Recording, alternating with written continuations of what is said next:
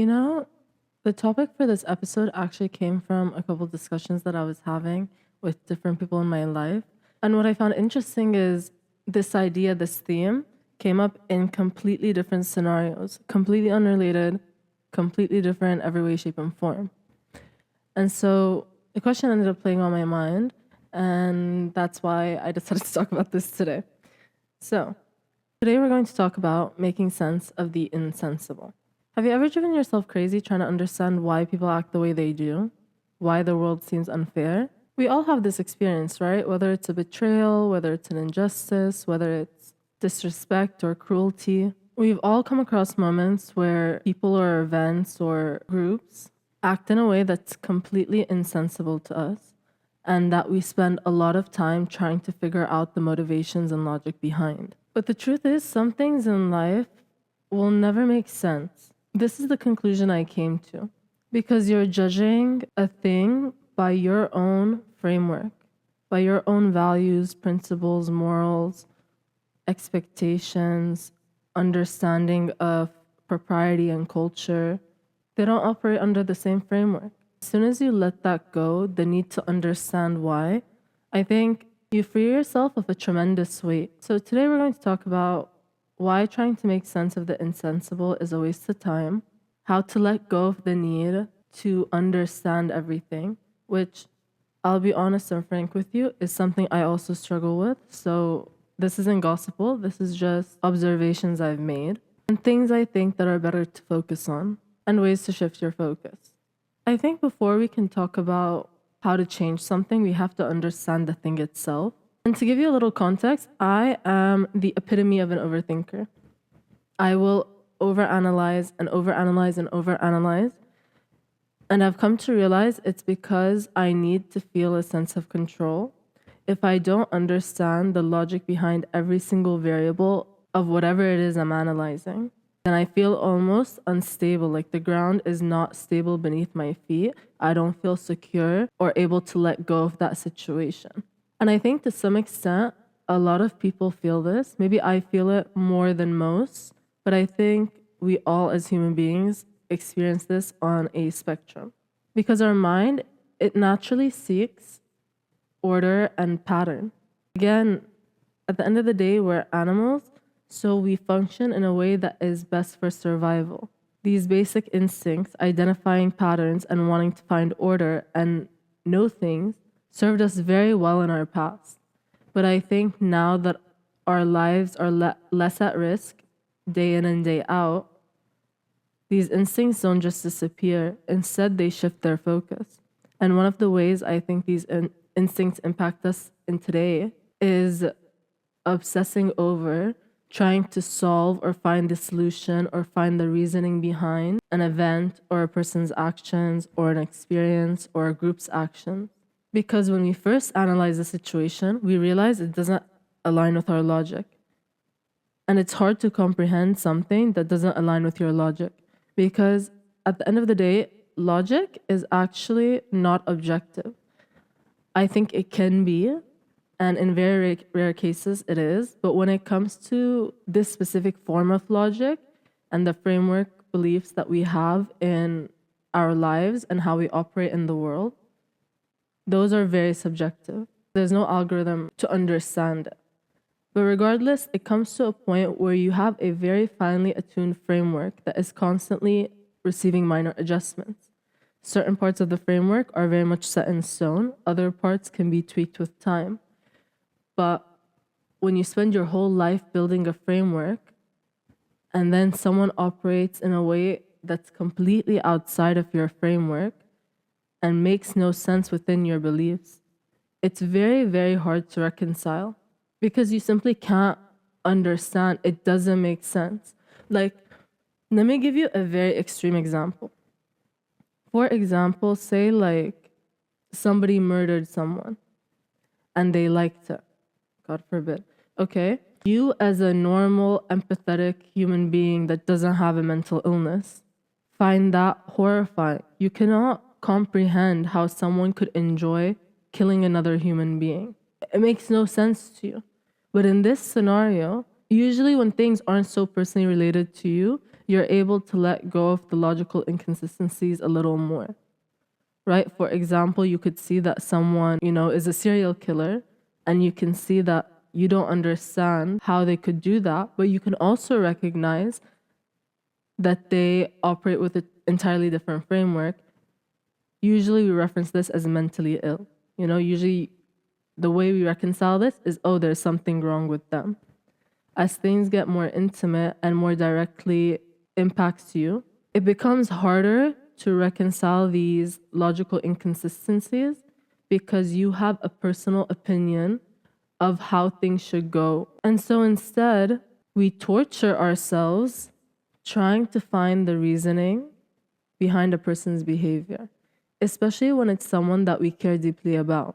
For example, say you had a best friend and you thought you guys were the best of friends, and then they did something to betray you, whether it was share your darkest secrets with someone else, whether it was get together with your ex, whether it was stole something from you. I mean, I've heard some crazy stories. So whatever it might be, say somebody betrayed you and they were your best friend. You thought you knew them and you thought that they operated under the same framework as you, and they do something like that. You can torture yourself trying to understand how could they betray me, because it's a two-sided coin. One side of it is everything that I just mentioned, that their actions operate outside of your framework and are illogical in your framework, because to you, you love someone, they're your best friend, you care about their well-being, you want the best for them, so you want to see them succeed and you want to protect them. And so you can't fathom the fact that they don't feel the same way about a best friend that you feel about a best friend, and the expectations and requirements of a best friend. The other aspect of it is you have a personal vested emotional interest in the situation that can oftentimes cloud your logical judgment. You start to try to bend and twist and excuse people's behaviors, and there's no way out of your logical framework except to say oftentimes that the issue is you. Or you blame the issue entirely on them, that they're a horrible person and all these things. Those are the two extremes. Either you're a broken and horrible person or they're a broken and horrible person. When in reality, neither of those extremes are the case necessarily.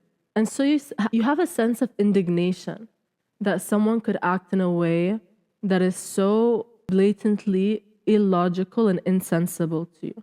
But I think in our analysis, we oftentimes forget to recognize and truly accept that a person could have been born into a life that developed a completely different framework than you. So for example, if someone, let's say a narcissist, right? A narcissist, I'm sure we all know what they are, so I won't bother explaining. If you need an explanation, just Google it real quick. But a narcissist will oftentimes manipulate, and they don't tend to feel remorse for that manipulation. They see themselves as always right, and oftentimes they'll prey on weak and pliable people to mold them and isolate them so that they can control them. Now, the person that has been molded may conform for a while, but oftentimes, eventually, starts to see the cracks in the facade, and hopefully starts to see the true nature of the person that they're with. But seeing the true nature isn't the final step, it's the first step. After that, oftentimes victims of narcissistic abuse stay with their abuser for years and allow the abuse to continue because, in part, they can't understand. They justify, oh, this person is hurting, oh, they're past, oh, they're this, oh, they're that. Which, you know what? That logic could very well be sound that these things impacted the way they act. However, that information is irrelevant because at the end of the day, we are all responsible for dealing with our own crap and treating the world nicely. Like, look, I get there should be grace for people, but grace is afforded to people who show a willingness to change. If a person does not show you a willingness to change, let me put it this way actually. If someone is not willing to see a different perspective, okay, not necessarily they're right or wrong, again, we can't do blanket statements, but say I think the most blanket statement we can say in this is if someone is not willing to see a different perspective and acknowledge if they were wrong and apologize, there is no point in trying to understand them. And I think the third part of this is that when we want to understand why a thing happened or why a person acted in the way they did, we tend to try and operate from a basis of logic. And when that fails, we operate from a basis of emotion. But we tend to only consider how we would feel in a given situation. It's very difficult to actually put yourself in another person's shoes because you have to have a deep understanding of that person. It's not necessarily that you even have to do that, but I think we get consumed with how we would act in a situation and we project those emotions onto the person.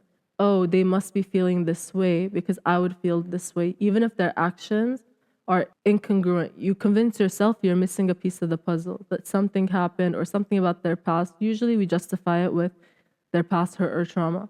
We are making excuses to make sensible something that is insensible. Again, it's not even that it's insensible in the grand scheme of things, but it is insensible to you. There are objective, grounds, general overarching morals that I think all of humanity should have. Whether or not all of humanity has that is a different story, and I don't want to get into the weeds of this. But that being said, we tend to give emotion and emotions influence merit, trying to analyze and understand a situation. But what we fail to do is actually acknowledge what emotions they might be feeling.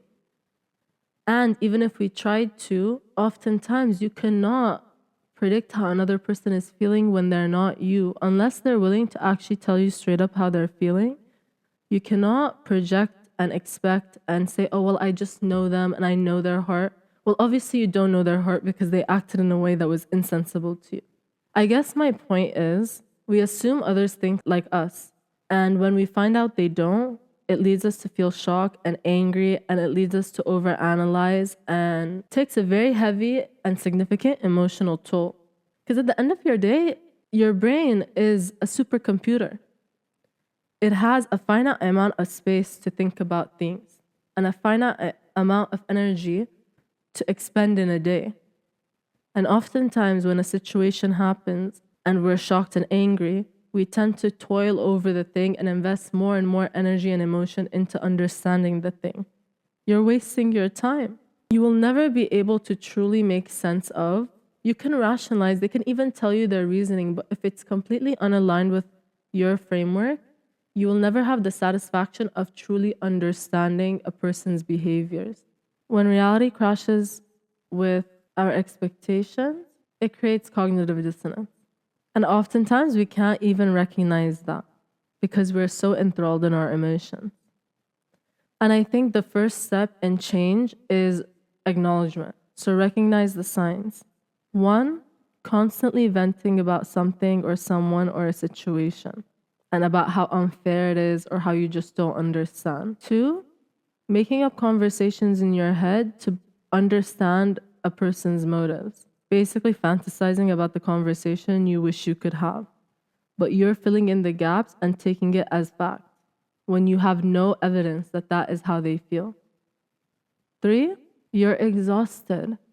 You're feeling exhausted and hopeless and so tired of trying to fix something that seems unfixable. And the reality is, it is unfixable. It's beyond your control. You cannot fix something alone. Everything, especially when it comes to other people, everything is solved in collaboration. If someone does something sensible to you, you cannot solve that alone. Unless they're willing to explain their logic, you cannot solve it alone. And then even when they do, you might be able to accept it. You might not. That's what we call a deal breaker. But the key question is, what is it that you even change in your mindset to make this shift? Well, for one, accept that some things don't need to make sense to you. That's okay. Not everything needs to make sense to you. I mean, even God says this. Don't try to understand everything in this world because it will drive you insane. Like literally, even God tells you not everything needs to make sense to you. The other thing is, instead of trying to change and control external factors, change and manage your response to them. One of the hardest lessons in this life is you cannot control anything but your own actions and reactions. Not a single thing, any idea of control you think you have is an imaginary construct. In reality, people are going to move how they want to move. Events are going to fold out how they're going to fold out based on a host of completely unmanageable variables. And at the end of the day, you will always be miserable if you try to wrest control from life. When in reality, the only thing you can do is exercise your control of yourself. This is all like even a message to myself, because this is, I would say, one of my biggest issues as a person is that I don't like not knowing. When I see a problem, I want to fix it. I want an answer. I never found a question I couldn't answer. I think that's what I love about learning. Like, you have a question, you find an answer so often. Science is a little different because a lot of questions don't have answers, but you get my point. I'm a fixer. And so I struggle with this a lot. But it's true that you can only control yourself and your response and your reactions, your actions. Everything else is an imaginary construct of control. You think that if you just say the right thing or do the right thing or act the right way, and if you just control this and make this happen and that happen, then that person is going to react the way you want them to react, and that everything is going to work out the way that you want them to work out. And I think if you do this often, as is in my case, it slowly starts to ebb away at your tolerance to take risk. Because if a precondition for you to feel safe to take a risk is to know all the answers and take into account all variables and all possible outcomes, then you'll slowly stop taking any risks, because that is simply impossible. When we're a kid, it's very possible because we don't know even what questions to ask. But as you become an adult, you just have so many questions, and it seems like you get no answers, that every answer leads to more questions. And I think that's why we miss childhood, because when you're a kid, you feel that you're in control, that there's way less for you to think about because you're way less aware of all the variables that could impact the thing. They worry less and they act way more predictably, because most kids work within a predictable framework. But as you become an adult, your framework becomes more and more personalized and unique, and you move around and you start new jobs and you meet people not from your direct community, and you realize that a lot of people don't make sense to you. And a lot of that control that you thought you have, you don't. And I'm sure you've heard this 1,000 times. Oh, you can only control your response or your reaction. But oftentimes, even if someone tells you that, it doesn't make it feel any easier or accessible or even possible, because you don't even know what questions to ask. You don't even know where to start, because most of our actions and reactions have become such a visceral experience that there is no forethought before we react. I think the first step is to develop a period of forethought, and doing so requires asking yourself a few questions. You're not going to remember to do this all the time, but I think the more you try to be conscious of it, the more often it will be deployed as a tool in your toolbox. So one question is, you often ask why. Here, this is easy. First, flip a question. Instead, every time you ask why, ask what now? Because why is irrelevant. I know it feels so relevant because we hurt. We don't like to hurt. We want things to be clean cut and easy to understand, but it's irrelevant. So stop asking why. Ask yourself what now. Okay, be it as it may, whatever the reason might be, the point is the action is the action. I think oftentimes we conflate our ability to make a decision about someone's behavior or actions because we feel we don't have enough context to what informed their decision. But I think in reality, again, if that person is willing to work with you, then yes, you can bring in the context and you can work together and see if there's a possibility for a solution. But if that person is not willing to work with you, then the context doesn't matter. The behavior is the behavior, and their actions are their actions, and your reaction is going to be your reaction. And your decision of how to act moving forward cannot be put back or pushed aside until you have all the context. Because oftentimes, people are not even aware of what's going on in their own heart or what motivates their own actions, let alone aware enough of those things to express them to you. A great example of this, if you're in college or in your early 20s, is dating.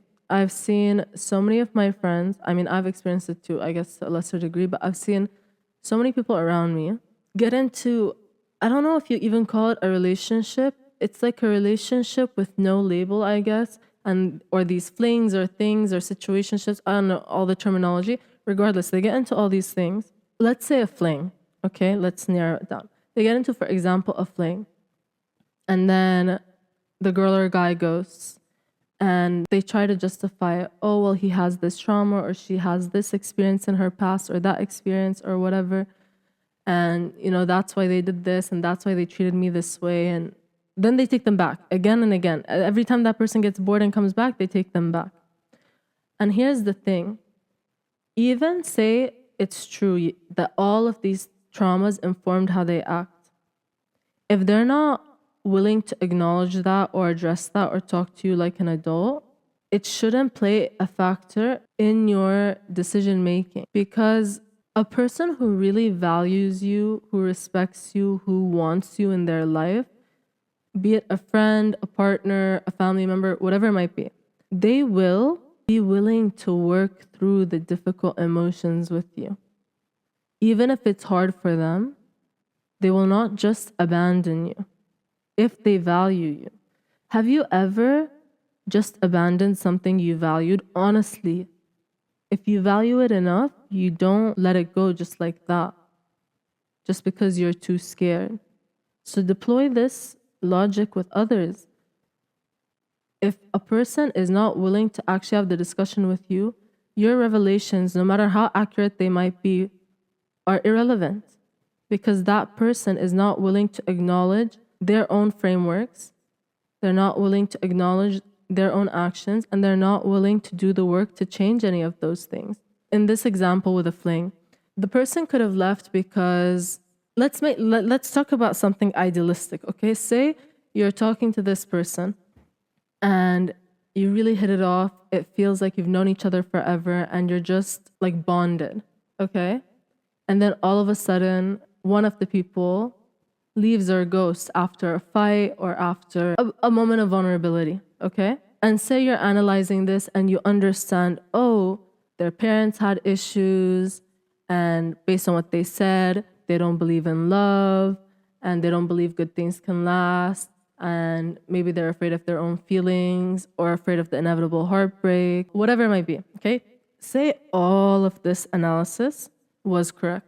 Be that as it may, that person abandoned you and didn't put in any effort to explain to you what their fear was. They valued cowardice, respectfully, over bravery, because they feel more comfortable in their bubble of safety where they can keep people at arm's length than being brave and allowing someone to really see them. Okay? They made a decision and they weren't willing to consider you or your emotions, and they didn't value you enough to apologize or to acknowledge their behavior. So even if all of this reasoning is right, and even if you have empathy for why they feel the way they do, because I think a lot of empathetic people give so many chances because they really truly understand the turmoil a person might go through. Even say you understand, it doesn't justify any of it. You can understand and be empathetic to a person's pain and trauma and fears and worries without also accepting the consequences of those things in action when there is no accountability or willingness to change. Don't romanticize any relationship in your life in all the various forms a relationship can come in. Do not romanticize another person's pain to the point that you justify them inflicting pain on you. We've all had weak moments like that. And so you know that there have been moments where you've met someone and you've wanted them and you've seen the value in them so strongly that even when they trigger the fear in you, you stick around. Even if it's messy, even if it's hard, even if it's embarrassing, you stay. And I think that's what love is in its essence, right? It's choosing to stay. And love, again, in various forms, platonic, romantic, or otherwise. You choose to see all that a person is and stay. If a person is going to leave at the first sign of your scars, why justify that? That's not fair to you. You're giving them so much grace and empathy to feel their pain and feel their trauma and work through it, and you're accepting less than perfect behavior because you're willing to understand and be empathetic to their situation, yet they didn't give you the same grace. They're not giving you the same grace. I'm a big believer in grace, but I'm also a believer in boundaries. You gotta have boundaries, dude. The other thing is shift your questions away from understanding the root cause and reasoning behind a person's behavior and accept that people operate from completely different frameworks. And you have to recognize what parts of your framework are most important. What are things that are set in stone for you? For example, morality. And what are things that are more flexible? Because sometimes human beings are so lonely and just want to be loved so deeply that we'll even question the most sacred parts of our identity, our morals and principles and values, just because we love another person and we want them to love us in return. Don't ever do that to yourself. Don't ever compromise those things. Don't ever let someone make you feel like you need to compromise those things. The third thing I'll say is reclaim your mental energy. Really take stock of how much time you spend obsessing over the actions of other people. At the end of the day, this is a short life, and there's so much joy to be experienced by being present and by obsessing over the actions and reasons behind the actions of other people. All you do for yourself is take yourself out of the present moment. You waste mental energy and mental real estate on things that actually are not worth the energy you're investing them in. And you disrespect yourself. You disrespect yourself and you hold yourself back by expending so much energy trying to understand the actions of others that are insensible. Like, let's talk about some things I think I can be confident to say are wrong. Cheating, ghosting, abusing, manipulating. These things are very obviously not okay. But wow, how many times I've seen stories of people staying with someone who does that to them and hurts them time and time again because they rationalize their behavior. My love, there is no rationale that can make such behaviors okay. I'm so sorry if the person that you love has twisted into your mind so much that they made you believe there's a justification to those behaviors, because there's not. No kind, loving person, regardless of the scars they bear, would ever hurt another in that way. And anyone who's self-destructive enough to do so needs to be willing to get help and needs to go get that help before inflicting such pain on another person. That burden, that weight is theirs to bear, not yours. It is not your responsibility to fix them. You are not the reason they're abusing you. You cannot change, and all of a sudden, if you were just this perfect little thing, everything would get better. Even if you were perfect, they just find something else to be upset about. So don't waste your time trying to rationalize behaviors that you know are irrational. A great way I center myself when I have personal experiences with others is a question that takes me away from the subjective nature of how I'm viewing things. I'll ask myself, would I want this for my daughter? What would I say to my daughter? Future. I don't have kids. But that question, oftentimes when I'm so emotionally involved, I might rationalize it for myself and be like, it's okay. But the second I ask myself that question, the delusion is broken. Because I am fiercely protective, and there is so much I would not want for my daughter, and there's so much that I pray I get the opportunity to teach her. And if the answer to that is no, does not matter what I think about the reasoning, doesn't matter. Whatever it is, doesn't matter. If I don't want it for my daughter, if I wouldn't accept my daughter putting herself in such a situation, why would I accept that for myself? I think about it every day that I'm setting an example for my future kids. And I want to be able to speak to them with pride about my actions. And I want to show them that they should never accept bad behavior or harmful behavior, that there's no reason in which that can be justified. And it goes back to, our frameworks being developed. When we grow up, a lot of times, especially this generation, our parents hurt us, or our peers hurt us, or our teachers hurt us, or whatever it might be. Social media hurt us. And we start to associate love with pain. While it may be hard and it may be challenging, it should not be so painful. It really should not be so painful. It can be scary, it can be frightening, but it shouldn't be painful. You should not be in pain. I guess I hope you take from this that you don't need to understand everything to live a good life or to let go of the things that haunt you.